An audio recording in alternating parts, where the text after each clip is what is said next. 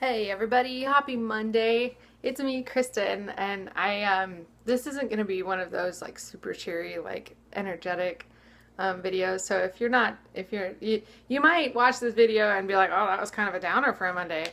And if you're not, if you don't want that, stop watching, that's fine. But the workout I did today is a live workout, and at the end they have some Qigong, which is one of my favorite martial arts. It's mixed in with their stretching, and it's really slow, really strong movements, really connected with your breath, and it's very, very meditative. And the music that they play behind it always puts me in a really solemn, kind of pensive mood.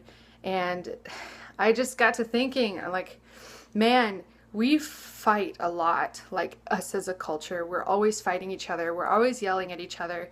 And right now it's really overwhelming when I think about it. So instead of focusing on how awful things are, I want to invite you to try something new, especially as the election grows closer, as issues become more hot and people become more angry. I want to invite you to not contribute, to hold your tongue, especially on something like Facebook or Twitter. People are just screaming at each other anyway, and it's just exacerbating the problem. So, and the reason this came up is because my favorite characters, it also reminds me of the scene at the end of the first Pokemon movie. This might be a really dated reference, but when all the Pokemon are fighting each other, the real Pokemon and the clone Pokemon, but they're the same. Like, why are they fighting? There's no reason to fight. And the main character has to, spoilers, the main character sacrifices himself to get them to, like, stop. And then he comes back, don't worry, it's an anime. But my favorite characters in fiction are usually the ones who are very unassuming, but very incredibly strong. They don't flaunt it. They're not swaggering about. It's not like Gaston from Beauty and the Beast. Not like that. They only fight when they need to. And I want to invite you to follow that example. And I'm doing my best to live that way. I try really, really hard not to fight or bicker or anything. Some issues are important and they're worth discussing, but discussion, which implies that we're listening to each other. And that's what I see. And I see us screaming past each other and nobody's listening at all. And we have to change that. And we can't change that until we change ourselves. So we have to lead by example. And hopefully, eventually, the people at the top, because there will always be people at the top, hopefully the people at the top will start to either follow our example because that's what we want and that's how we're living, or we will start to elect the people that are like us. Okay, and I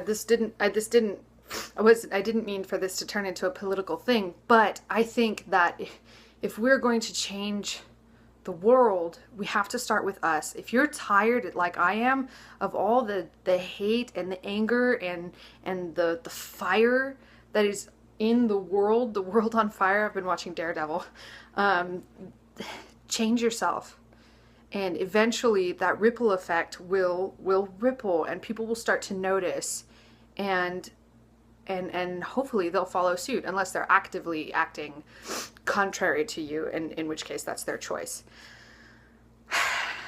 That's what I wanted to share with you. I'm sorry it might be kind of a downer, but it can still be. I hope you take this in a space of heart and take it as motivation to move forward with conviction. Oh, that word, conviction, and yearning, and do what's right. Do what's right. And I don't want to hear all the bickering. It's like, oh, well, what's right, and shades of gray, and blah, blah, blah. And no. I'm tired of that. Chances are, most of the time, and I'm only saying most of the time because I could be wrong, it happens. Most of the time, you know what's right. So do it. No ifs, ands, or but, or what are they going to think, or whatever.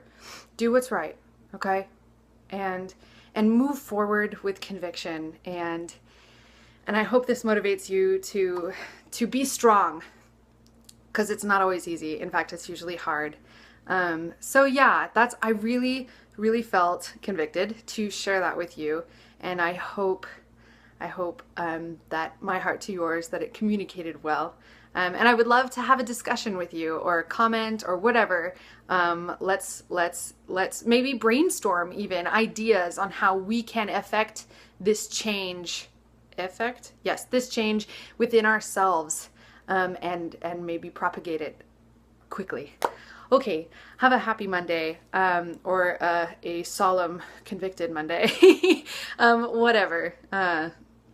Just live well, and I will see you all later. Bye.